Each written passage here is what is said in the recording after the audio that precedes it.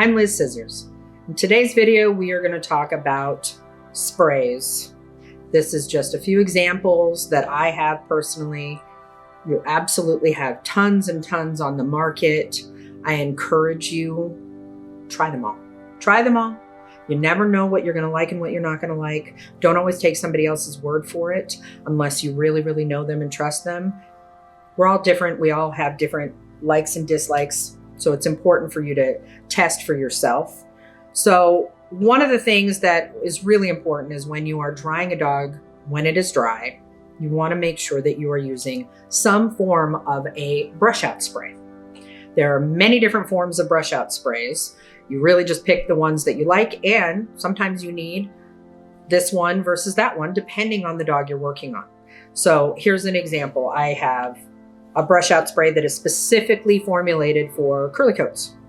And this is designed to help keep that curl in that coat or help accentuate that coat without compromising volume. So that is specifically formulated for that. So you can find sprays that are just like that for specific jobs. And they do have a drop coat formula as well, but you want to pick the right one for the job.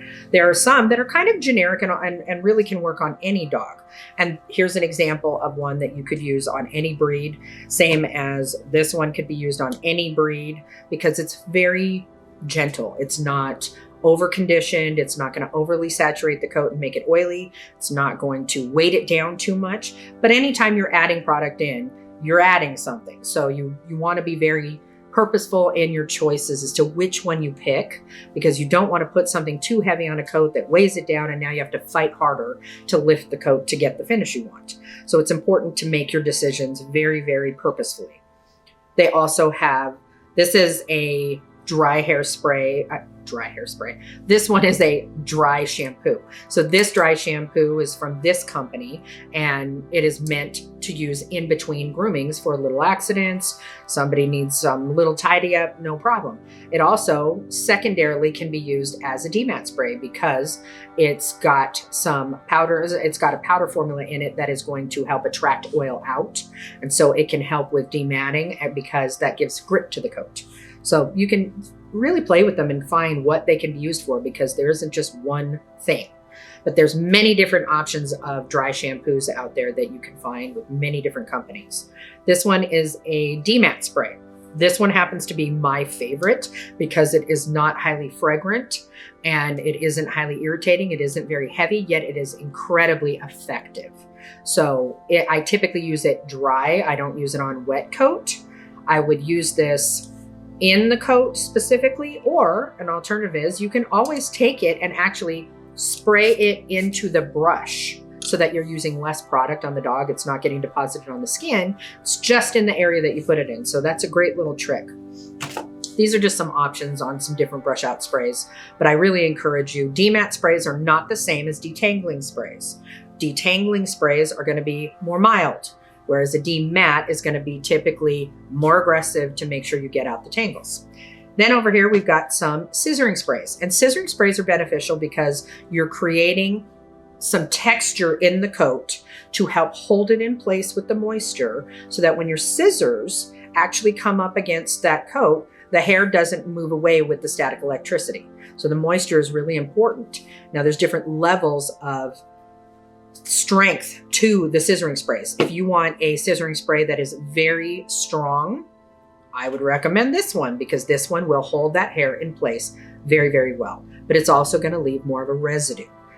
If you want something that's kind of a generic all over and it just kind of is in the middle of the road and it's not going to be too heavy or too weak, then I would go with this one because this one is middle of the road. It has a nice light, pleasant fragrance. It's not too aggressive, but it definitely will help give some lift to the coat. Or you can always use water.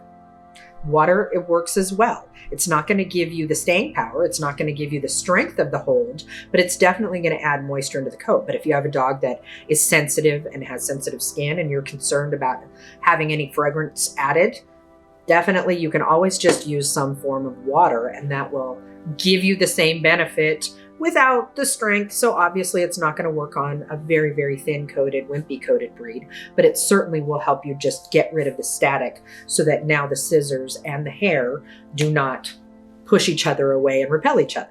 So these are just some examples of what is out there. There's so much more. I encourage everybody to try different things.